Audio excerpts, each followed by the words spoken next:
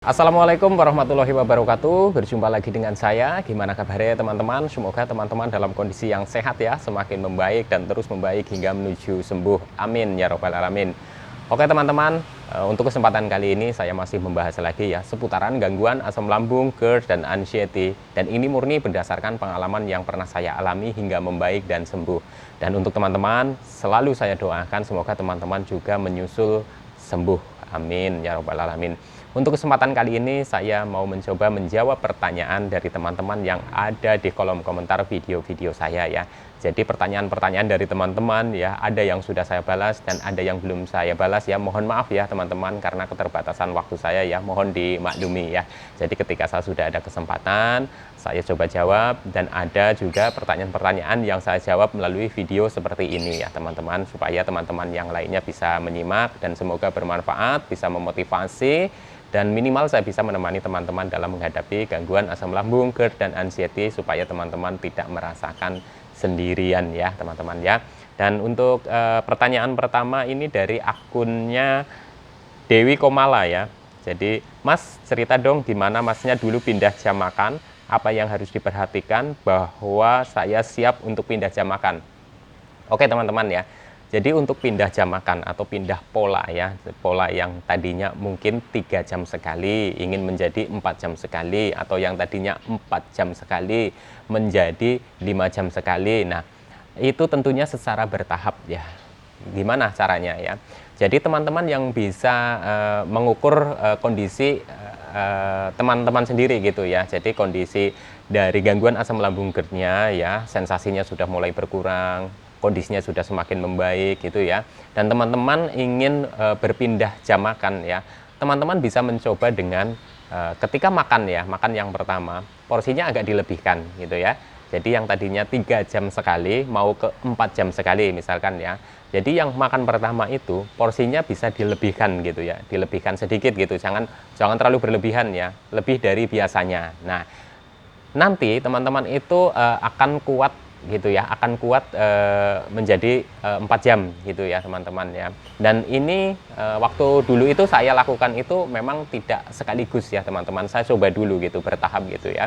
Jadi pada saat saya itu dulu mencoba berpindah jam makan ya, yang dari 3 jam sekali menjadi 4 jam sekali ya, baik dari yang 2 jam sekali ke 3 jam sekali, saya benar-benar mengukur kondisi fisik saya juga ya teman-teman ya, fisik saya juga. Jadi saya tambahkan porsi makannya ketika saya sudah merasa enak gitu ya, saya tambahkan porsi makannya, dan saya coba itu di 3,5 jam gitu ya, 3,5 jam, tidak timbul sensasi gitu ya, atau perut itu masih nyaman-nyaman saja gitu ya. Dan itu saya lakukan 1, 2, 3 hari ya. Terus hari keempatnya saya itu sudah mulai ke 4 jam sekali dan tidak timbul sensasi ya teman-teman ya. Jadi untuk teman-teman kuncinya seperti itu saja. Ketika teman-teman itu ingin mencoba merubah jam makannya gitu ya, polanya gitu ya, yang mungkin dari 2 jam sekali menjadi 3 jam sekali, dari 3 jam sekali menjadi 4 jam sekali, dan mungkin yang dari 4 jam sekali menjadi 5 jam sekali ya. Mungkin teman-teman itu bisa dicoba seperti itu, tapi jangan dipaksakan ya teman-teman ya. Ketika teman-teman itu merasakan misalkan berpindah jam makannya gitu ya, kok dari 3 jam sekali ke 4 jam sekali, ternyata sudah mencoba dengan makan yang pertama itu porsinya agak dilebihkan, tapi kok setelah 3 jam itu juga perut udah nggak enak gitu ya, sudah keroncongan, perih, ya makan aja teman-teman ya, berarti memang belum kuat ya. Dan itu nanti dilatih terus saja teman-teman ya, berarti dilatih terus kondisinya sudah semakin enak, dan itu bisa dicoba lagi. Nah, saya itu dulu mencobanya seperti itu ya, jadi tidak ujuk-ujuk gitu ya, atau tiba-tiba gitu ya, saya pingin ke 4 jam sekali ya dari 3 jam sekali, pokoknya saya harus kuat sampai 4 jam sekali gitu ya. Nah, itu saya juga enggak ya, saya itu bertahap ya. Jadi untuk teman-teman ya, ketika teman-teman mau merubah jam makannya atau pola makannya itu secara bertahap gitu ya teman-teman ya. Semoga bisa membantu. Yang kedua pertanyaan dari Bontot aja ya, akunnya Bontot aja. Mas, kalau udah masa pemulihan bisa konsumsi ikan tongkol? Tolong dong Bang kasih tahu ikan-ikan yang bisa dikonsumsi biar nggak kambuh-kambuhan terus. Sayur apa saja yang bisa konsumsi, Mas. Oke. Jadi intinya pertanyaannya adalah boleh makan ikan tongkol atau enggak, atau ikan apa saja yang direkomendasikan untuk penderita gangguan asam lambung gitu ya. Terus sayur-sayur apa saja gitu ya. Nah, perlu saya kasih tahu dari awal dulu ya. Untuk makanan ini sebenarnya itu cocok-cocokan ya gitu. Jadi apa yang saya cocok belum tentu teman-teman cocok ya. Tapi sebenarnya semua makanan itu kecuali makanan-makanan yang pantangan-pantangan yang ekstrimnya ya. Jadi yang kecut, pedas, yang berpotensi menimbulkan gas di lambung gitu ya. Kecut, pedas, bersantan, terlalu berminyak, terlalu berlemak, coklat, keju. Waktu itu dulu saya itu memang menghindari dulu ya teman-teman ya, menghindari dulu. Jadi untuk bontot aja boleh nggak makan ikan tongkol gitu ya. Waktu dulu saya itu pernah mencoba karena semua jenis ikan yang saya konsumsi itu saya waktu itu belum mencoba ikan tongkol, tapi ternyata memang belum cocok. Waktu di masa pemulihan itu belum cocok. Jadi ketika saya itu makan tongkol ya entah karena mungkin tongkolnya juga kita beli tongkol itu kan kita nggak tahu sudah berapa lama gitu ya teman-teman ya. Kalau mungkin dari ikan tongkol yang memang tongkolnya mungkin tongkol segar gitu ya, mungkin ya tidak masalah ya teman-teman ya. Tapi kan saya juga nggak tahu ya pada saat itu kan ikan tongkol itu kan beli di pasar dan nggak tahu itu sudah berapa lama gitu ya. Apakah itu yang menyebabkan belum cocok di lambung saya ya, mungkin itu kan bisa saja itu berbeda-beda masing tempat ya. Kalau teman-teman bisa mendapatkan ikan tongkol yang fresh, yang segar gitu ya, kemungkinan itu juga sudah cocok dan itu juga baik juga ya teman-teman ya. Jadi dulu saya itu untuk konsumsi ikan itu kebanyakan adalah ikan air tawar ya teman-teman ya, dari ikan mujair ya, terus ikan lele ya, ikan gurame ya, terus ikan bawal ya, itu saya konsumsi ya teman-teman. Tapi pada saat pemulihan memang yang saya konsumsi itu dengan proses masaknya itu yang kebanyakan itu dikukus dan direbus gitu ya, bukan digoreng gitu ya teman-teman ya. Jadi kebanyakan seperti itu. Dan untuk sayurnya itu pakai sayur bening gitu. Jadi hampir setiap hari itu saya itu bikin sayur bening ya teman-teman ya.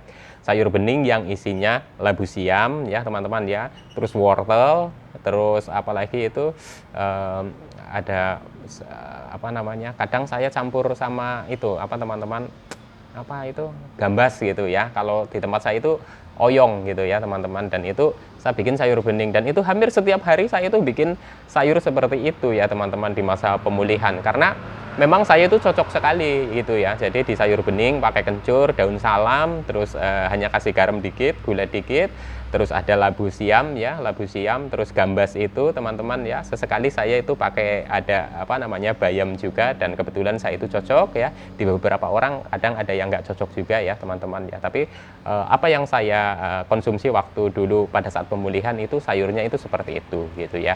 Dan untuk tumisannya saya itu memang awal-awal ya di masa pemulihan itu saya memang menghindari dulu gitu ya teman-teman. Tapi di pertengahan masa pemulihan saya sudah merasa agak enak gitu ya. Tumisan sudah mulai saya konsumsi juga. Tapi tumisannya juga sayuran-sayuran yang gampang dicerna gitu. Contoh tumis sayur labu itu tadi ya teman-teman ya, tumis sayur labu gitu ya. Saya itu juga sering buncis itu, saya juga konsumsi, dan kebetulan saya itu cocok ya. Jadi kembali lagi untuk makanan sebenarnya ini cocok-cocokan, tapi untuk sementara di masa pemulihan hindari dulu yang ekstrim-ekstrimnya ya, yang bersantan, berminyak pekat ya, dengan perasa yang banyak gitu, terus kecut ya, pedas gitu ya, lada gitu ya. Itu hindari dulu, dan minuman-minuman yang terlalu strong gitu ya, minuman-minuman kemasan dan lain-lain itu hindari dulu, karena saya dulu juga menghindari dulu gitu ya. Nanti kalau setelah sudah membaik dan sudah sembuh gitu ya, teman-teman mau mencoba ya itu hak dari teman-teman ya. Tapi kembali lagi ketika kita sudah menjalankan pola makan yang sehat ya, kalau memang itu bagus ya teruskan saja ya teman-teman ya. Jadi kembali lagi untuk makanan cocok-cocokan ya. Jadi untuk yang di masa pemulihan, kalau memang belum berani atau masih ragu ya jangan dulu saja gitu ya. Dan untuk ikan-ikannya, ikan saya makan ya. Untuk ikan air tawar dari jenis ikan lele, ikan mujair, ikan gurame, ikan bawal saya makan ya teman-teman ya. Oke, semoga bisa membantu ya. Dan ini lagi dari akunnya Lisnasari ya. Persis saya kayak Mas begitu. Apakah bisa normal kembali? Oh, jadi ini ada di video yang 3 faktor penyebab kambuh dari asam lambung, GERD dan anxiety. Persis saya kayak Mas begitu. Apakah bisa normal kembali, Mas? Insya Allah bisa ya, teman-teman ya. Ketika teman-teman itu sudah merasakan membaik dan merasakan sembuh, teman-teman masih menjaga 3P-nya gitu ya, insya Allah ya bisa kembali normal ya. Cuma ya teman-teman ya, saya sendiri ya teman-teman ya, saya sendiri memang masih menjaga 3P-nya. Jadi memang saya itu belum yang wah kembali lagi yang seperti dulu, yang makan pagi nggak sarapan, terus siang itu baru makan, terus nanti makan lagi itu malam, terus begini begitu. Saya sudah menghindari hal seperti itu karena saya tahu bahwa gangguan asam lambung, GERD dan anxiety ini bisa kambuh sewaktu-waktu ya teman-teman. Jadi saya lebih memilih tetap menjaga 3P ya. Jadi untuk pola hidup sehatnya, pola makan yang teraturnya, dan pola pikir yang positifnya ya teman-teman. Tapi untuk pertanyaan apakah bisa normal kembali, Mas? Insya Allah bisa ya teman-teman ya. Tapi ya tetap saja kita harus dengan kita tetap menjaga 3P-nya juga ya teman-teman ya. Semoga bisa membantu jawabannya. Ini ke pertanyaan dari Antok Doreng. Oke. Assalamualaikum. Waalaikumsalam. Oh ya Om, ini saya keliengan saya kok masih ada ya, padahal perut sudah enak makan, tapi kadang masih kembung. Gimana ya Om cara ngilangin keliengannya ya Om? Mohon pencerahannya dengan segala kerendahan hati Om. Oke teman-teman, keliengan lagi. Oke, keliengan lagi. Dan keliengan ini ya teman-teman, yang saya rasakan itu termasuk yang luar biasa teman-teman, luar biasa ya. Jadi dari awal sampai dengan masa pemulihan gitu ya, dari dulu itu keliengan itu ya, saya itu paling bertahan lama ya teman-teman, paling bertahan lama ya untuk sensasi yang keliengan itu. Untuk cara ngilanginya ya, cara ngilanginya yang signifikan ya, yang signifikan hilang dari keliengan itu, saya sendiri teman-teman ya, saya sendiri itu masih benar-benar mengamati ya, mengamati sebenarnya dari mana gitu. Tapi yang jelas ya teman-teman, yang jelas saya memang melakukan yang namanya fokus ke penyembuhan dari gangguan asam lambung dulu ya, penyembuhan dari GERD itu sendiri ya teman-teman. Karena apa teman-teman? Karena ketika saya itu merasakan begitu banyak sensasi dan pikiran itu, anxiety-nya itu intinya tinggi ya teman-teman ya, itu keliengan itu muncul kembali ya teman-teman. Itu keliengan itu muncul kembali, yang sudah tadinya reda itu muncul lagi, yang tadinya udah reda muncul lagi. Nah dari situlah saya mengamati kepada diri saya sendiri bahwa oke, berarti ini gangguan asam lambung saya itu memang belum normal sepenuhnya gitu ya, atau bisa dibilang mungkin belum sembuh sepenuhnya. Jadi rasa keliengan itu masih tetap ada walaupun sedikit gitu ya teman-teman ya. Dan ketika teman-teman sudah merasakan di area perut sudah enak, sensasinya itu sudah berkurang ya, sudah banyak sekali berkurang gitu ya teman-teman ya, tapi keliengan itu masih ada juga gitu ya, masih ada juga. Saya pun mengalaminya ya teman-teman ya, saya pun mengalami hal seperti itu ya. Dan itu menurut saya ya, menurut saya pribadi ya teman-teman, pendapat saya pribadi, keliengan itu faktornya itu banyak ya. Jadi bisa saja memang karena di gangguan lambung kita itu belum sepenuhnya normal, bisa juga dari anxiety kita yang memang masih tinggi ya, bisa juga memang dari psikosomatis kita ya, jadi dari psikis kita gitu ya, memang terlalu banyak pikiran, terlalu banyak memikirkan sensasi-sensasi, terus pokoknya pikirannya itu bekerja terus gitu ya. Jadi apa yang akan kita lakukan, kita sudah berpikir keliengan. Apa yang mau kita kerjakan itu sudah berpikir saya itu keliengan, dan akhirnya ya beneran terjadi keliengannya gitu ya teman-teman. Tapi ketika saya itu mencoba fokus kepada penyembuhan gangguan asam lambung, GERD dan anxiety dengan metode-metode yang sudah disampaikan dari para mentor-mentor senior-senior ya teman-teman ya, dari mentor-mentor yang apa namanya, yang canggih-canggih itu ya, bahwa saya harus disiplin menerapkan 3P-nya gitu ya, harus konsisten gitu ya, terus mencoba melepaskan beban pikiran yang selalu apa namanya terpikirkan oleh kita, jangan panik, jangan cemas, santai, slow, lakukan kegiatan-kegiatan yang menyenangkan gitu ya. Alhamdulillah ya teman-teman ya, gangguan asam lambung GERD dan anxiety itu semakin membaik dan disertai ya keliengan itu juga semakin membaik walaupun belum hilang sepenuhnya ya teman-teman ya. Dan hilangnya bagaimana? Hilangnya itu nggak kerasa ya teman-teman, nggak kerasa. Jadi seperti kita itu apa namanya semakin cuek dengan rasa itu ya teman-teman, kita kondisinya udah semakin membaik gitu ya, sensasi mulai berkurang dan itu kita punya rasa cuek gitu ya, rasa udahlah apa namanya seperti masa bodoh gitu ya. Walaupun pada saat awal-awal itu akan susah gitu, tapi itu timbul dengan sendirinya ya teman-teman, rasa masa bodoh itu. Dan akhirnya ya setelah apa namanya setelah sadar, loh kok saya tidak merasakan keliengan lagi. Nah, itu seperti itu teman-teman ya. Tapi pada saat hilangnya keliengan itu pun ya, ketika apa namanya saya itu kendor 3P-nya ya, itu kadang muncul lagi walaupun sebentar gitu, itu muncul ya teman-teman. Artinya apa namanya erat hubungannya dengan 3P ya teman-teman. Ketika 3P kita itu termasuk apa namanya pola hidup apa namanya yang sehat gitu ya, terus pola makan yang teratur, pola pikir yang positif gitu ya, itu kendor ya, itu keliengan akan muncul lagi. Nah, jadi pendapat saya bahwa untuk hilang dari keliengan ini kita memang benar-benar ya harus menjaga 3P yang konsisten. Jadi ketika nanti semuanya sudah membaik, baik dari gangguan asam lambung, GERD, dan anxiety-nya, ya insya Allah juga keliengan itu akan semakin hilang gitu ya, nanti nggak kerasa lagi keliengan ya teman-teman. Dan itu yang saya alami itu seperti itu, walaupun kadang sesekali itu muncul ya, anggap wajar saja teman-teman, karena kalau terlalu direspon nanti itu betah gitu ya, bisa 1 hari, bisa 2 hari, bisa 3 hari itu munculnya ya, nanti baru hilang lagi gitu ya. Jadi ketika muncul ya sudah dianggap wajar aja ya, dulu saya juga pernah seperti ini, nanti akan terbiasa. Dan itu yang saya rasakan ya teman-teman ya.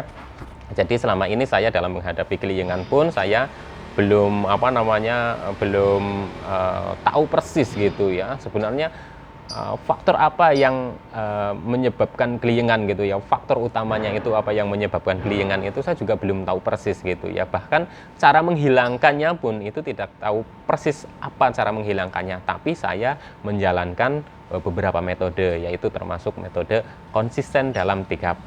Kita tetap santai, kita tetap ikhlas menjalani, pokoknya hadapi, jalani santai, nanti lama-lama kita cuek, lama-lama kita itu apa namanya semakin membaik, ketakutan, kecemasan itu semakin mereda, insya Allah keliengan juga akan hilang ya teman-teman. Amin ya rabbal alamin. Oke, semoga bisa membantu ya jawaban dari saya. Langsung lagi ini dari akunnya Lince Mahong ya, Lince Mahong ya. Sebenarnya sudah bisa jalan jauh, tapi sensasi selalu ada. Sensasinya berbeda-beda setiap harinya. Sekarang yang aku rasakan sakit dada dengan ulu hati. Oke. Ini sesuatu hal yang sangat wajar sekali menurut saya. Sesuatu hal yang sangat wajar sekali. Ketika saya dulu pun ya sudah berani pergi jauh, tapi itu masih muncul sensasi dan sensasinya itu berganti-ganti ya. Terus apa namanya? Itu wajar sekali. Menurut saya itu jangan terlalu direspon. Jadi apa namanya? Tetap melatih fokus kepada penyembuhan, bahwa untuk gangguan asam lambung GERD yang disertai dengan anxiety memang kita itu butuh kita itu aktivitas gitu ya. Yang penting jangan terlalu kecapean dulu ya teman-teman, jangan terlalu kecapean dulu. Tetap jaga 3P-nya gitu ya, untuk pola hidup sehatnya, pola makan yang teraturnya, pola pikir yang positifnya, dan itu sudah bagus sekali, sudah bisa bepergian jauh. Insya Allah itu akan lebih cepat sembuhnya ya, insya Allah ya teman-teman. Saya doakan semoga lebih cepat sembuh dan tetap konsisten saja teman-teman ya. Ini sudah apa namanya, kalau menurut saya ya, yang seperti ini itu sangat wajar sekali. Itu sensasi tidak sepenuhnya langsung hilang sepenuhnya, itu akan bertahap ya, berangsur-angsur ya. Semoga bisa membantu. Pengalaman saya dulu juga seperti itu ya. Oke, langsung lanjut lagi. Pertanyaan dari akunnya PUBG ya. Sekarang ini Mas Sultan yang rasain apa? Total itu yang bagaimana? Oke, teman-teman ya.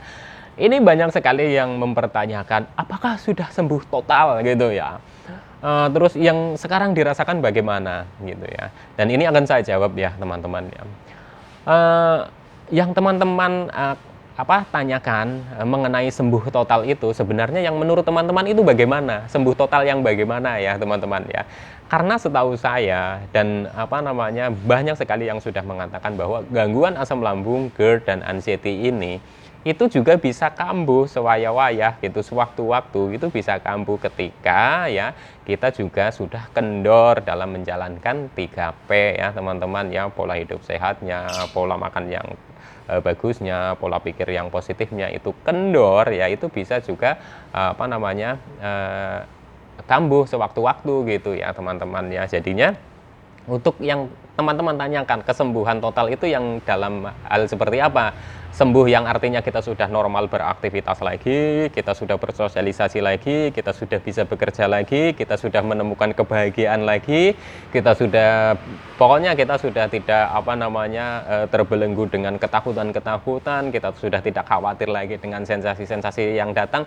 Menurut saya itu yang dinamakan itu udah sembuh ya teman-teman ya. Jadi kalau yang namanya total itu yang seperti apa? Karena kecemasan dalam diri kita itu ya, itu juga ada gitu ya teman-teman, dan tidak hilang sepenuhnya gitu. Cuma kecemasan yang berlebihnya itulah yang harus dikendalikan menjadi kecemasan yang biasa saja. Itu menurut saya ya teman-teman ya. Namanya sensasi ya, sensasi. Orang normal pun, orang yang tidak terkena gangguan asam lambung, GERD, dan anxiety pun itu mengalami sensasi-sensasi yang hampir serupa ya teman-teman. Tapi itu tidak menjadikan beban pikiran gitu ya. Contoh misalkan keliengan. Banyak sekali orang yang tidak mengalami gangguan asam lambung, GERD, dan anxiety itu juga mengalami keliengan ketika telat makan atau belum makan, terus atau pusing dalam perjalanan jauh, terus ketika punya pikiran yang banyak, terus stresnya meningkat, itu juga mengalami hal tersebut. Jadi menurut saya ya teman-teman ya, untuk 100% sensasi itu hilang dari tubuh kita ya, ya kita kembali lagi ke kita amati dulu diri kita ya, apakah dulu kita itu juga tidak merasakan sensasi-sensasi yang kita rasakan sekarang gitu ya. Cuma bedanya ya, dulu itu kita nggak punya kecemasan gitu ya, nggak punya kecemasan yang berlebih maksudnya, maaf ya. Nah kalau sekarang dalam kita itu menghadapi gangguan asam lambung, GERD, dan anxiety, kita kan mengalami atau kita mempunyai kecemasan yang berlebih. Nah itulah yang menyebabkan teman-teman itu selalu berpikirnya kapan ini sensasi ini hilang sepenuhnya, total sepenuhnya gitu ya. Mungkin yang teman-teman pikirkan itu seperti itu ya, tapi perlu kita sadari bahwa kecemasan di dalam diri kita itu juga penting juga ya teman-teman. Intinya jangan sampai yang berlebih gitu. Jadi kan kita punya rasa cemas itu ya wajar ya teman-teman ya. Jadi ketika teman-teman sudah merasakan yang namanya bahagia, sudah bisa senang lagi, sudah bisa beraktivitas lagi, sudah bisa bekerja lagi, sudah bisa makan enak lagi, dan teman-teman sudah tidak kepikiran masalah sensasi, masalah ini itu dan sebagainya ya. Pokoknya teman-teman sudah kembali hidup normal ya, sudah melakukan sesuatu juga dengan santai, dengan enjoy ya. Nah sesekali cemas atau sesekali muncul sensasi itu namanya wajar, dan saya anggap itu menurut saya itu sudah sembuh. Jadi ukuran sembuhnya dari ukuran sembuh dari gangguan asam lambung, GERD, dan anxiety itu yang bisa mengukur juga diri kita sendiri ya, sebenarnya sudah sembuh atau belum. Hanya biasanya kita kurang yakin saja. Nah gitu ya teman-teman, kita kurang yakin saja. Jadi masih ada sedikit sensasi atau 1-2 sensasi itu kita masih pikirkan terus, padahal sebenarnya kita itu sudah sembuh ya teman-teman ya. Ketika teman-teman sudah yakin bahwa oh saya itu sudah enak, saya sudah kesana kesini juga sudah bisa, tapi kadang muncul sensasi dan itu selalu dipikirkan terus, ya itu akan selalu ada terus ya teman-teman ya. Jadi penting sekali untuk teman-teman ya. Intinya ketika teman-teman sudah beraktivitas normal kembali ya, ada satu sensasi nyolek lagi, itu nggak apa-apa, itu wajar sekali ya teman-teman ya. Nah kalau teman-teman sampai berharapnya yang langsung hilang semua kayak gitu ya teman-teman ya, itu nanti malah menjadi beban ya teman-teman. Pokoknya teman-teman yakin saja ya, tetap yakin bahwa gangguan asam lambung, GERD, dan anxiety ini bisa sembuh, dan banyak sekali yang sudah sembuh ya. Oke teman-teman ya, semoga jawaban saya bisa membantu ya teman-teman ya. Langsung ke pertanyaan lagi ya, berikutnya dari siapa ini? Ntar dulu, ini uwer-uwer ini sinyalnya. Oke, ini dari akunnya Vendra Prasetyo ya. Mau tanya Mas, dalam masa pemulihan duduk terlalu lama apa bisa menimbulkan asam lambung naik? Oke, ya. Duduk terlalu lama apakah bisa menimbulkan asam lambung itu menjadi naik? Ya, mungkin bisa gitu ya. Karena apa yang saya alami gitu ya. Ketika saya itu sering duduk-duduk aja, malas bergerak itu apa namanya? Sensasi itu muncul, perut jadi kembung gitu ya. Jadi kayak nggak nyaman gitu, dan setelah dibawa aktivitas atau jalan-jalan ringan gitu ya, itu perutnya itu nyaman gitu ya, nyaman. Dan pertanyaan dari teman-teman yang mengenai apa namanya, apakah duduk terlalu lama gitu ya, itu menurut saya itu mungkin ya, mungkin untuk apa namanya menimbulkan asam lambung itu naik, karena kan kalau posisi duduk itu kan perut itu kan ketekuk terus begini gitu ya, dan itu memungkinkan itu asam lambung juga apa namanya meningkat, dan itu malah bisa naik kalau menurut saya ya. Tapi ya itu kemungkinannya kalau posisi duduk itu kan kemungkinan naik ke sininya itu kan ya kecil ya, kecuali kita itu apa rebahan gitu. Yang harus dihindari itu menurut saya itu rebahan gitu ya, kalau sering rebahan. Kalau duduk itu masih mending, walaupun itu mungkin saja bisa menimbulkan apa namanya asam lambung kita itu apa namanya asam lambung kita itu naik gitu ya teman-teman. Tapi untuk posisi duduk itu kemungkinannya itu menurut saya itu kecil sekali, kemungkinannya itu kecil sekali. Yang paling banyak kemungkinan adalah ketika kita itu rebahan begini, rebahan ini sejajar gitu ya, tidak dengan bantal yang tinggi gitu ya.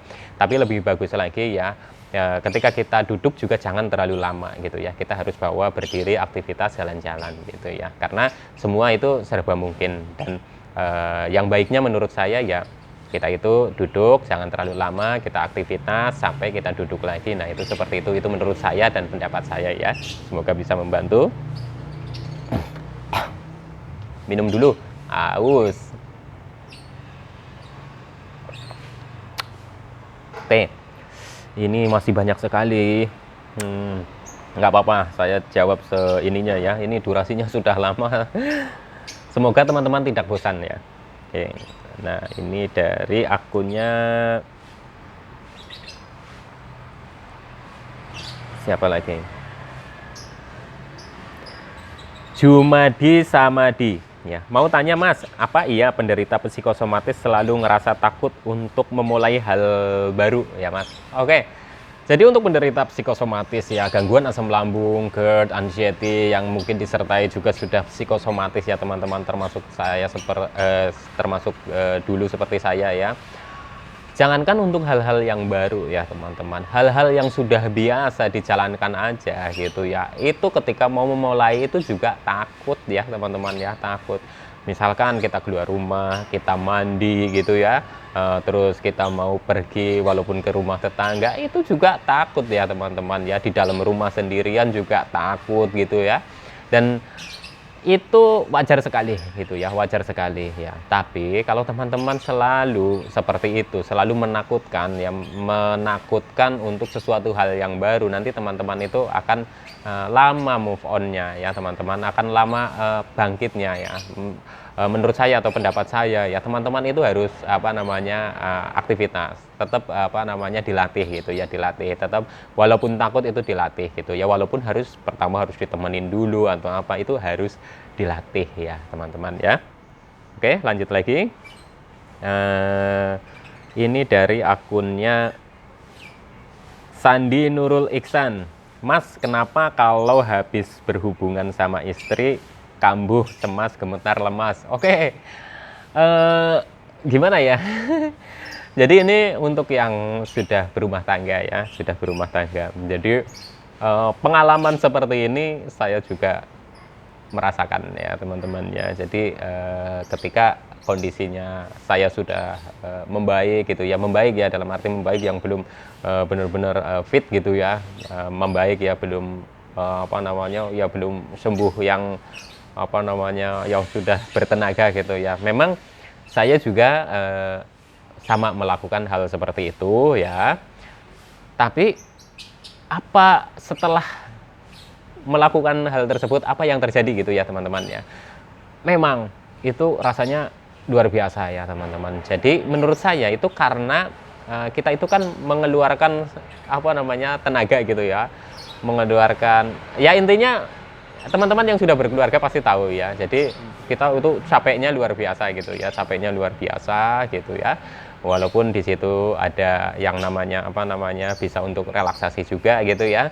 Tapi itu merasakannya itu luar biasa gitu ya teman-teman, luar biasa capek gitu ya, luar biasa capek. Dan biasanya itu sehari setelahnya itu akan timbul kambuh gitu ya, sensasi itu akan bermunculan. Dan kalau memang seperti itu, memang kita itu memang benar-benar belum fit sepenuhnya gitu ya, atau belum apa namanya pulih sepenuhnya gitu ya. Jadi tetap menurut saya masalah hal tersebut ini ya teman-teman ya lakukan yang mungkin jangan terlalu forsir gitu ya teman-teman, jangan terlalu forsir ya gitu. Tapi ya nggak apa-apa sih teman-teman ya, saya dulu juga nggak apa-apa gitu ya, memang kambuh ya sudahlah, kambuh biasa gitu ya. Tapi nanti lama-lama teman-teman juga kalau sudah kondisinya sudah fit lagi ya udah gereng lagi lah pokoknya, itu nggak usah nggak usah takut gitu ya. Nanti jangan takut apa namanya seperti itu kalau memang sudah halal gitu ya teman-teman ya.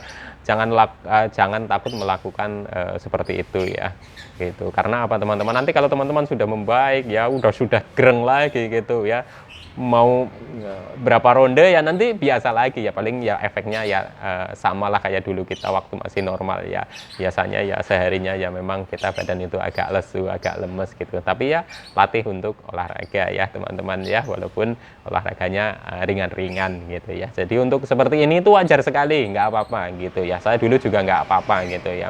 Jangan terlalu diforsir aja dulu gitu ya teman-teman, karena memang kalau kecapean ya biasa, kalau memang belum pulih sepenuhnya itu biasa akan timbul kumat ya teman-teman, atau kambuh. Oke. Nah, sudah berapa? Waduh, itu 31 menit teman-teman ya. Ini biasanya saya itu nggak edit ya teman-teman, langsung posting saja, karena saya juga ya pokoknya spontan aja bikin video, spontan, terus edit nggak edit-editan gitu ya, karena ya memakan waktu ya. Jadi apa adanya saja saya posting langsung gitu ya teman-teman ya, saya upload langsung. Ini dari akunnya Muhammad Ilham ya, Muhammad Ilham. Untuk ngomong aja masih serasa capek ya Mas, dan terasa tidak nyaman. Iya betul sekali, kalau dalam masa pemulihan untuk ngomong itu aja itu capek, males ngeladenin orang ngomong gitu ya. Apalagi apa namanya kita ada tamu terus ngajak ngobrol terus, rasanya itu kepingin buru-buru itu tamunya itu pulang gitu ya teman-teman ya. Apalagi obrolannya itu nggak nyambung atau nggak nangkep gitu ya. Tapi beda dengan misalkan kita itu ngobrolnya itu nyambung, kita merasa nyaman, itu malah justru teralihkan sensasinya ya. Jadi itu wajar sekali, normal sekali. Jadi ketika dalam masa pemulihan itu kita ngomong itu selalu sering cepat ngos-ngosan atau capek, itu wajar sekali ya teman-teman ya. Oke, semoga bisa membantu. Dari lanjut ini ya, dari Babah Jok ya, obat radangnya apa Mas, ada nggak ya di apotek? Karena rasanya nggak nyaman banget, ini tenggorokan ganjel, tapi kalau dipakai makan biasa aja, nggak ada rasa sakit nelennya. Oke, kembali lagi untuk masalah obat ya teman-teman, mohon maaf bukan saya tidak mau memberikan informasi masalah obat ke teman-teman ya, karena apa yang saya konsumsi ya, obat-obat yang saya konsumsi itu sepenuhnya adalah dari resep dokter ya, dari resep dokter. Jadi ketika saya mau menyampaikan bahwa saya minum obat ini gitu ya, tanpa diagnosa dari dokter itu takutnya nanti malah berefeknya itu lain ya teman-teman. Jadi untuk masalah obat saya sebaiknya sarankan ke teman-teman untuk konsultasikan dulu ke dokter. Jadi bilang saja kalau teman-teman itu sedang mengalami gangguan lambung tapi saya ada radang, dan itu nanti sampaikan ke dokter. Nah nanti dokter akan meresepkan obat-obat radang yang mungkin aman buat lambung kita. Nah gitu ya teman-teman ya.